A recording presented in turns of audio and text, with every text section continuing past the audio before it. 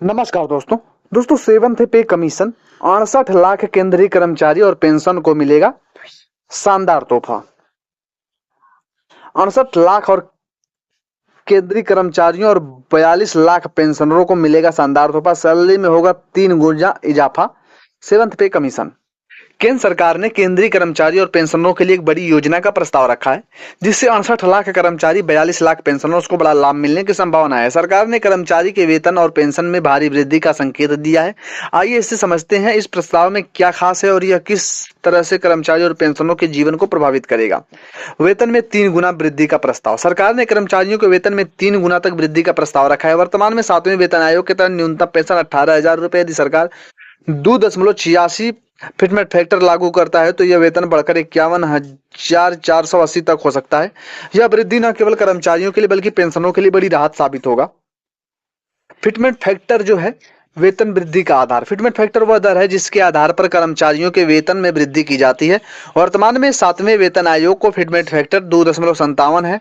सरकार इसे बढ़ाकर 2.86 करने पर विचार कर रही है। इस बढ़ोतरी से कर्मचारियों के वेतन में भारी इजाफा होगा। उदाहरण के लिए मौजूदा फिटमेंट फैक्टर 18 गुणे 2.57 बराबर 46,260 है। प्रस्तावित फिटमेंट फैक्टर जो था वो 18,000 गुणे 2.86 बराबर 51,480 रुपए है। यह वेतन वृद्धि कर्मचारियों के जीवन स्तर को बेहतर बनाने में सहायता करेगा। पेंशन में जबरदस्त बढ़ोतरी की संभावना। वेतन वृद्धि का असर पेंशन पर भारी पड़ेगा। वर्तमान में न्यूनतम पेंशन 9,000 रुपए है, जो बढ़ाकर 25,000 रुपए प्रति माह तक जा सकती है। यह वृद्धि रिटायर कर्मचारियों के लिए बड़ी राहत होगी। 8वें वेतन की उम्मीद। सरकार ने अभी तक 8वें वेतन आयोग की घोषणा नहीं की है, लेकिन इसके गठन की संभावना 2025-26 के बजट में जताई जा रही है। अगर यह आयोग बताता है तो कर्मचारी और पेंशनरों को और भी अधिक लाभ मिल सकता है। कर्मचारी संगठन ने इस पर जोर दिया है और सरकार के साथ कई बैठकें की हैं। यह उम्मीद की जा रही है कि 8वें वेतन आयोग के तहत वेतन और पेंशन में एक नई क्रांति आएगी।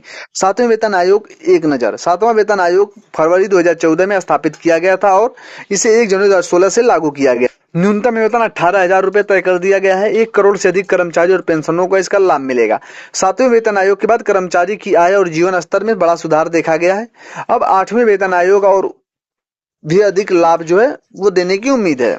यह वेतन वृद्धि का महत्व कई कारणों से है। महंगाई का असर। लगातार बढ़ती महंगाई के कारण जीवन यापन की लागत भी बढ़ रही है। वेतन वृद्धि से कर्मचारियों को इस महंगाई से राहत मिलेगी।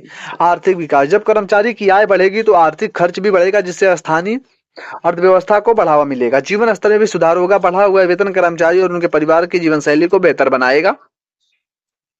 8वें वेतन आयोग के गठन की उम्मीद है। 8वें वेतन आयोग की संभावनाओं पर जोरों पर है। हालांकि अभी तक सरकार ने कोई आधिकारिक घोषणा नहीं की है, लेकिन कर्मचारी संघों ने इसके लिए जोरदार मांग की है। उम्मीद की है कि फरवरी 2025 में इस बजट के दौरान इस पर कोई बड़ी घोषणा की जाएगी।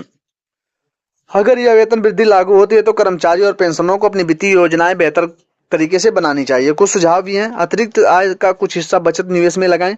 वित्तीय योजना बनाएं। अपनी बढ़ी हुई आय का उपयोग दीर्घकालीन लक्ष्यों को पूरा करने में करें। आर्थिक सलाह लें। किसी विशेषज्ञ से परामर्श लें ताकि अपनी आय का अधिकतम उपयोग कर सकें। 7वें वेतन आयोग के तहत प्रस्तावित यह वेतन वृद्धि कर्मचारी और पेंशनरों के लिए एक बड़ी खुशखबरी है। इसकी आय में बड़ा इजाफा होगा और जीवन स्तर में सुधार होगा। 8वें वेतन आयोग की संभावनाएं भी इस दिशा में एक सकारात्मक संकेत हैं। यदि आयोग लागू होता है तो कर्मचारियों के लिए एक नई शुरुआत साबित हो सकता है।